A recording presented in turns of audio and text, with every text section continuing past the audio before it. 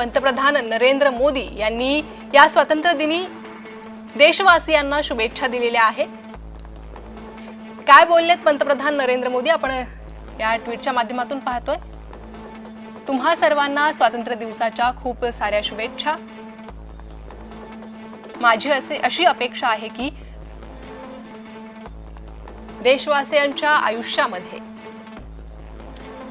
या निमित्तानं नवी स्फूर्ती येईल आणि विकसित भारताच्यासाठी सर्वजण प्रयत्नशील राहतील। जय हिंद। तर पंतप्रधान नरेंद्र मोदी यांची ही एक्स द्वारे सर्व देशवासियांना शुभेच्छा। स्वातंत्र्य दिनाच्या शुभेच्छा त्यांनी ट्विटच्या माध्यमातून देशवासियांना दिलेल्या आहेत।